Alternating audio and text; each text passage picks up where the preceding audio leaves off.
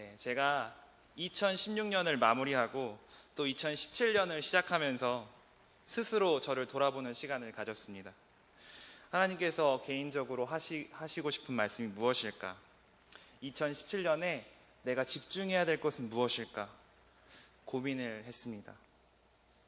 고민하던 중에 하나님께서 이미 내게 주신 것을 생각해 봐야겠다.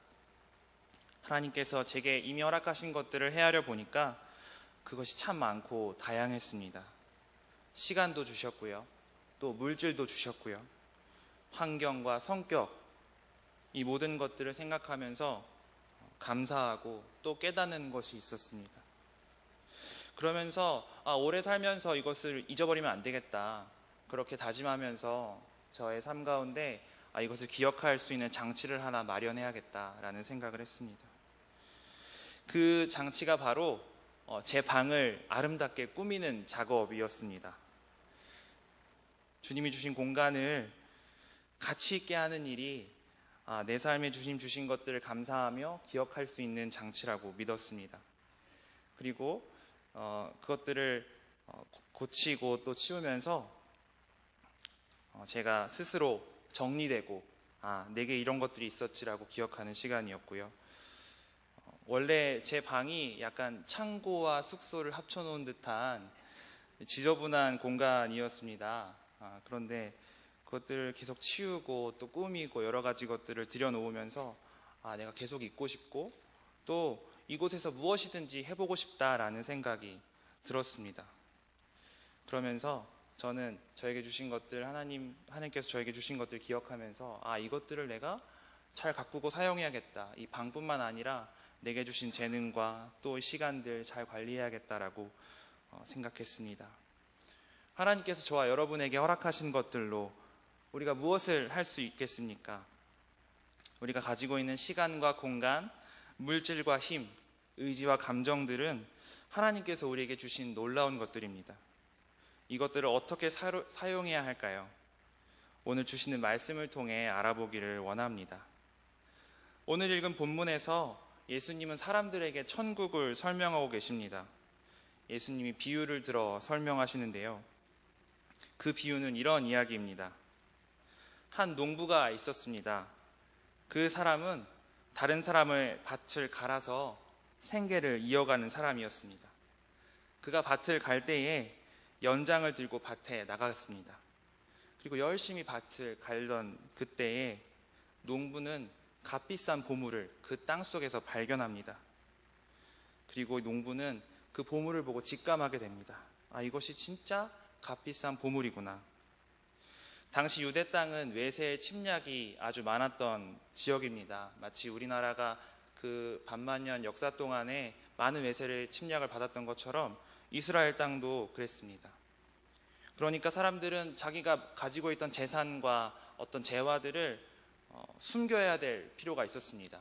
그 당시에는 은행도 없었고 또 이렇게 화폐로 만들어서 저장할 수 있는 그 환경이 잘 조성되지 않았기 때문에 그렇게 땅 속에 자기만 알고 있는 그 장소에다가 보물을 묻고 그리고 먼 길을 떠났다가 다시 돌아오면 내가 찾으리라 라고 생각하면서 밭에 보물을 숨겨 놓았던 것입니다. 근데 그 농부가 그 보물을 찾아냈고 그리고 내가 이 밭을 사면 이 밭에 숨겨져 있는 이 보화도 내 것이 되겠구나 라고 생각하고 그 밭을 사게 됩니다. 그때 농부는 자기의 가진 것을 다 팔아서 그 밭을 사게 되죠. 결국 그 농부는 그 보물의 주인이 됩니다. 이때 농부가 했던 가장 핵심적인 행동은 두 가지로 생각해 볼 수 있습니다. 한 가지는 밭을 갈다가 보화를 발견한 것입니다.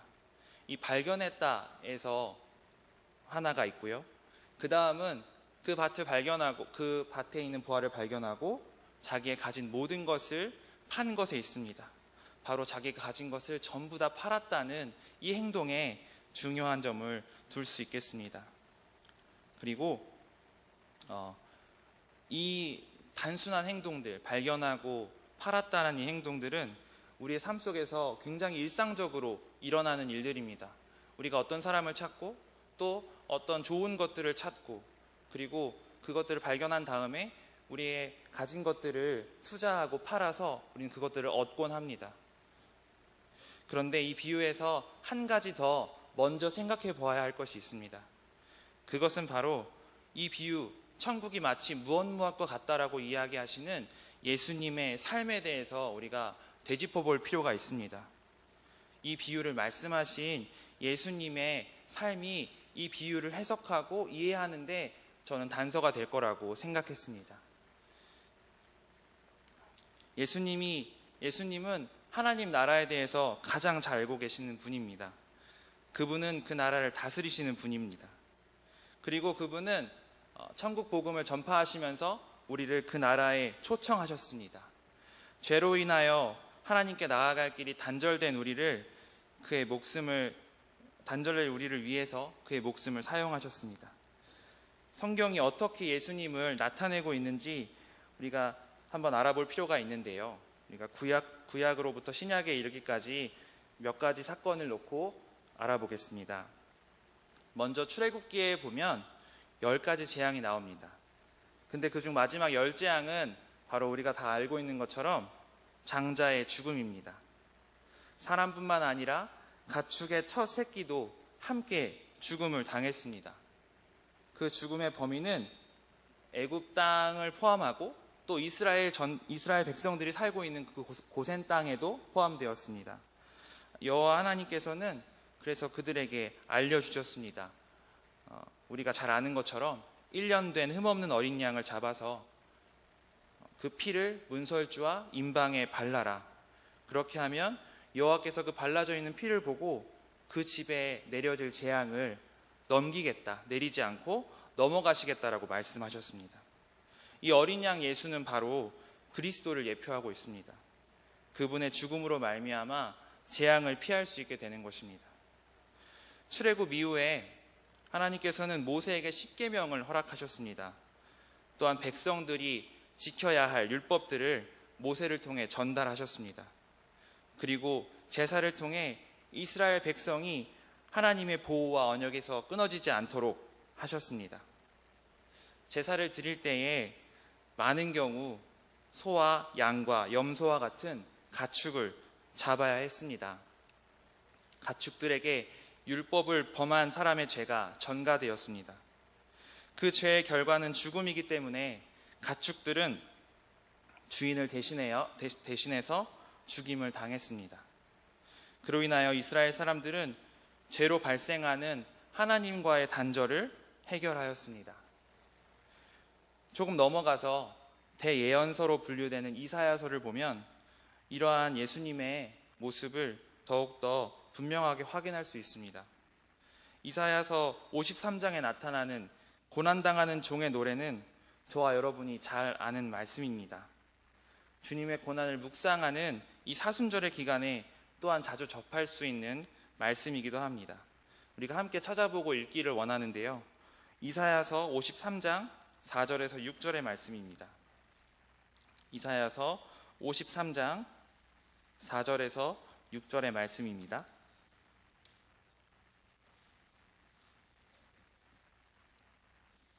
네, 다 찾으신 줄로 알고 저희가 함께 합독하도록 하겠습니다. 시작. 그는 실로 우리의 질고를 지고 우리의 슬픔을 당하였거늘 우리는 생각하기를 그는 정결로 말미암아 하나님께 맞으며 고난을 당한다 하였노라. 그가 찔림은 우리의 허물 때문이요 그가 상함은 우리의 죄악 때문이라. 그가 징계를 받음으로 우리는 평화를 누리고 그가 채찍에 맞음으로 우리는 나음을 받았도다. 우리는 다 양 같아서 그릇 행하여 각기 제 길로 갔거늘 여호와께서는 우리 모두의 죄악을 그에게 담당시키셨도다. 아멘. 이 말씀에는 우리의 잘못에 대하여 그 대가를 치러주시는 하나님의 아들 예수 그리스도의 모습을 발견할 수 있습니다. 우리 허물 때문에 그분은 찔림을 당했고 우리의 죄악 때문에 그분은 상함을 입었습니다. 마땅히 우리가 당해야 할 그 징계를 예수님께서 대신 받아주시는 모습을 이 이사야서는 담고 있습니다. 이 말씀이 성취되는 신약에서 우리는 예수님께서 자신의 삶을 들여서 죄된 인간을 위해 온전히 사용하시는 모습을 또한 발견할 수 있습니다. 예수님께서 어떻게 죽음에 이르게 되었는지 여기 모인 우리는 누구보다도 더 잘 알고 있습니다. 예수님께서 우리를 죄에서 구원하시기 위하여 십자가의 죽음을 당하셨습니다. 이 사건은 하나님의 구원의 핵심입니다. 예수님은 하나님의 구원의 계획과 그 뜻하신 바를 순종하여 자신의 가진 모든 것을 드렸습니다. 그분이 가지고 있던 생명과 영광, 능력을 모두 내어놓았습니다. 그러므로 우리를 사셨습니다. 죽을 수밖에 없는 우리를 건져 올리셨습니다. 우리는 사순절의 기간을 지내고 있습니다. 죄악 가운데 빠져있는 우리를 찾아내시고 우리를 위해 아낌없이 그 생명을 내어주신 주님을 더욱 깊이 묵상하기 원합니다. 고난에 동참하고 또한 감사함으로 하루하루를 살아가시기를 바랍니다. 우리가 예수님의 모습을 살펴보았는데요. 이 비유에서 나타나는 제가 처음 말씀드렸던 두 가지 행동을 이제 알아볼 때가 되었습니다. 비유에 나타나는 핵심적인 행동 중 하나는 바로 발견하다입니다. 하나님의 구원의 핵심, 바로 예수님의 십자가의 사랑을 발견해야만 합니다. 우리는 그 사랑을 먼저 입은 사람들입니다. 우리는 이제 눈을 들어서 다른 사람의 삶 속에도 이 사랑이 필요함을 발견해야만 합니다. 우리 예수님이 그 모습을 먼저 보여주셨는데요. 요한복음 13장에서는 예수님께서 제자들의 발을 씻겨주시는 장면이 나옵니다. 예수님은 자기가 세상을 떠나 아버지께로 이제 갈 날이 얼마 남지 않은 걸 아시고 남은 사람들, 자기 사람들을 끝까지 사랑하셨습니다. 예수님은 그 중요한 순간에 제자들에게 가장 필요한 것이 무엇일까 아셨습니다. 그리고 제자들에게 그것들을 전달해 주셨습니다. 그것은 바로 예수님의 새 계명이었습니다. 요한복음 13장 34절에는 다음과 같이 말해줍니다. 새 계명을 너희에게 주노니 서로 사랑하라. 내가 너희를 사랑한 것 같이 너희도 서로 사랑하라. 또한 요한복음 15장 12절에는 반복적으로 말해주고 있습니다. 내 계명은 곧 내가 너희를 사랑한 것 같이 너희도 서로 사랑하라 하는 이것이니라. 이 명령을 받은 제자들은 훗날 많은 사람들에게 예수님의 사랑이 필요하다는 것을 깨달았습니다. 그리고 그 사랑을 받아서 진정한 생명을 얻은 사람이 얼마나 귀한 존재인지 발견했습니다. 하나님과 연합하는 삶, 성령의 인도하심을 받는 삶, 하나님의 인자하심과 성실하심만을 의지하며 담대하게 사는 삶, 받은 사랑에 감사하며 다른 사람을 사랑하는 삶, 이런 삶이 어찌 귀하지 않을 수 있겠습니까? 우리가 먼저 우리 자신이 이 사랑이 필요한 사람으로 먼저 발견되어야 합니다. 나 자신이 하나님의 사랑, 예수 그리스도의 은혜 없이는 살 수 없다는 것을 인정해야만 합니다. 우리부터 그 사랑을 사모함으로 진정한 생명의 삶을 살아야 합니다. 하나님 나라를 사는 삶으로 우리가 살아가야 합니다. 그리고 이 발견의 범위는 더욱 확장되어야 합니다. 바로 나와 다른 사람, 내 옆에 있는 사람으로 확장되어야 합니다. 나와 생각이 다르고 문화가 다르고 주장하는 것이 다르고 성격이 다른 사람으로 이 범위가 확장되어야 합니다. 예수님의 12제자가 그러하였습니다. 서로 너무도 달랐습니다. 로마의 앞잡이로 여겨졌던 세리 마태가 있었던 반면 유대의 정치적 독립을 위해 폭력도 불사하였던 진로신 시몬이 있었습니다. 성격이 급하고 나서기를 좋아하는 베드로가 있었던 반면 여러 가지 실질적인 것들을 따지고 조율하기를 원했던 빌립과 가룟 유다 같은 사람도 있었습니다. 예수님께서는 이들에게 그 계명을 주셨던 것입니다. 우리가 아까 읽었던 새 계명을 너희에게 주노니 서로 사랑하라. 내가 너희를 사랑한 것 같이 너희도 서로 사랑하라. 이 계명을 이 서로 다른 사람들에게 주셨던 것입니다. 우리의 삶에도 우리와 전혀 다른 사람들이 있습니다. 우리가 이해할 수 없는 사람들, 더 나아가 우리와 원수된 사람도 있습니다. 그러나 그 사람들도 내가 보기에는 그 사람이 어떻게 하나님의 사람일까 고민하게 되고, 저 사람 정말 교회 다니나? 그리스도인인가? 질문하게 되지만 여전히 그 사람도 하나님의 사랑이 필요한 사람이고 존재입니다.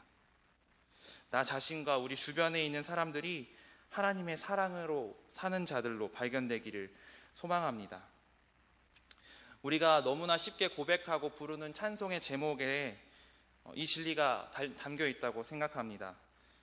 당신은 사랑받기 위해 태어난 사람입니다. 우리가 함께 옆 사람에게 고백하기 이전에요, 먼저 자신에게 먼저 고백했으면 좋겠습니다. 나는 하나님의 사랑받기 위해 태어난 사람입니다. 그리고 제가 말씀드렸던 것처럼 이것이 확장되기 위해서는 옆에 있는 사람들과 이 고백을 나눴으면 좋겠습니다. 당신은 사랑받기 위해 태어난 사람입니다. 우리가 이 사랑으로 더욱 풍성한 삶을 살기를 원합니다. 우리가 우리 자신과 우리 옆에 있는 사람들을 하나님의 사랑을 받을 자들로 발견했다라면 우리는 이제 무엇을 해야 될까요? 그렇습니다. 오늘 이 비유가 말하고 있는 것처럼 우리는 우리의 가진 것을 팔기 시작해야 됩니다. 우리의 가진 시간과 재능과 재정 등 우리의 삶에 있는 모든 것들을 고려해야 합니다. 밭에 있는 보화를 발견한 그 농부가 그 보화를 얻기 위해 모든 것을 판 것처럼 말입니다. 바울의 삶을 살펴보면 이런 삶이 두드러지게 나타난 사람입니다. 그는 다메섹 길 위에서 예수님을 만나 회심했습니다. 바울은 주님의 놀라운 은혜와 사랑이 놀라운 은혜와 사랑을 경험했습니다. 그는 십자가의 도와 복음의 능력이 사람을 어떻게 변화시키는지 깨닫게 되었습니다. 그는 그의 모든 삶을 하나님께 드렸습니다. 3번의 전도 여행과 로마로 떠나는 여정, 그 가운데는 수많은 고통과 목숨을 잃을 만한 위협에 노출되는 시간이었습니다. 그럼에도 이러한 위기 속에서 그는 자신이 가진 것들로 하나님께 순종하며 나아갔습니다. 또한 그는 태생적으로 받은 것이 많은 사람이었습니다. 히브리인 중에서도 히브리인이었고 또한 로마의 시민권을 받은 사람이었습니다. 이러한 많은 특권을 가졌지만 예수 그리스도의 그 복음의 가치보다 그것을 우위에 두지 않고 더 사랑하지 않았습니다. 그는 하나님께 온전히 삶을 내어드렸습니다. 그 때문에 하나님의 사랑을 전혀 경험하지 못했던 사람들이 세례를 받고 성령을 받게 되었습니다. 하나님의 사랑을 전달할 수 있었습니다. 지중해를 감싸고 있는 여러 나라 그리고 아시아를 돌아다니며 그 사랑을 전달하였습니다. 곳곳에 교회가 세워졌습니다. 바울이 변화시킨 복음의 능력은 교회들을 통해 더욱 왕성하게 퍼져나갔습니다. 그야말로 가장 귀한 것을 발견하고 자신의 가진 것을 모두 판 사람입니다. 우리가 이 하나님의 비유를 생각하며 삶에 구체적으로 적용을 가능하게 하는 지점이 바로 이 지점이라고 생각합니다. 결국 우리는 우리의 가진 것이 많든 적든 팔지 않으면 안 됩니다. 아무리 예수 그리스도 안에서 사랑을 깨닫는다 해도 또 그 사랑의 능력을 믿으면서 내 주위의 사람들이 가장 귀한 보화로 발견된다 해도 내가 가진 것을 하나님의 뜻을 위해 그리고 다른 사람을 위해 팔지 않으면 아무 일도 일어나지 않습니다. 우리는 교회와 가정에서 아주 작은 것부터 시작할 수 있습니다. 칭찬의 말을 건네는 것부터 위로의 말과 간단한 인사를 하는 것은 매우 쉬운 일입니다. 경청하고 상대방의 의견을 잘 이해하며 노력하는 일 또 해보면 좋겠습니다. 교회 안에서 성도분들께서 담당하시는 대부분의 일들도 이와 관련이 있습니다. 식사를 준비하고 더 잘 섬기기 위해 회의하고 논의하고 찬양대 연습과 또한 기도 모임 등 우리는 이미 하나님의 뜻을 위해 우리의 시간과 힘을 사용하고 있습니다. 그리고 특별히 이러한 사역들은 아픔이 있고 고통이 있는 곳에 더욱 중요합니다. 이런 성도분들의 적용들을 바라보면서 제가 경험했던 일을 함께 나누고 싶습니다. 지난 3월 5일에 주일날 오후 예배가 끝난 후에 전주에 계시는 김학보 성도님의 장례에 참여하게 되었습니다.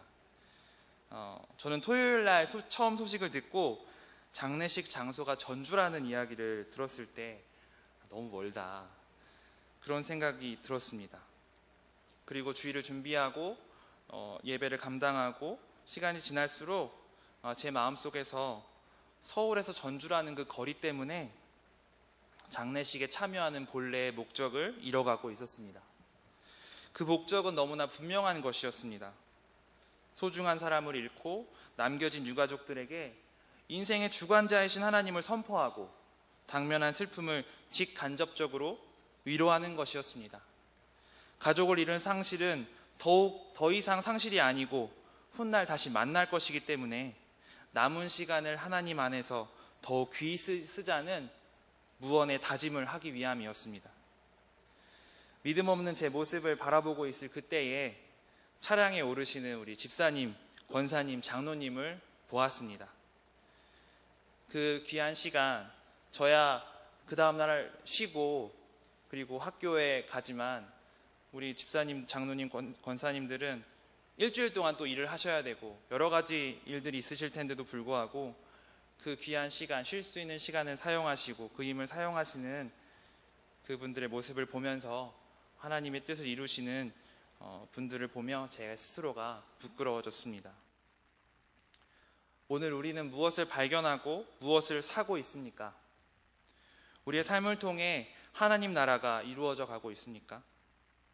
하나님 나라는 하나님의 뜻이 이루어지는 것입니다.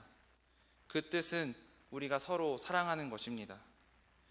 예수님이 우리에게 주신 사랑 때문에 우리 안에서부터 그 사랑을 나누는 것입니다. 우리 교회 안에서만 그러하겠습니까? 아닙니다.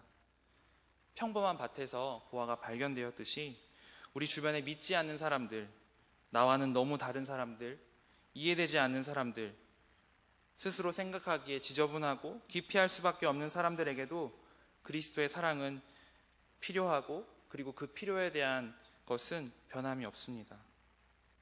우리의 섬김과 사랑으로 하나님의 사랑이 그들의 삶에 전달되기를 원합니다.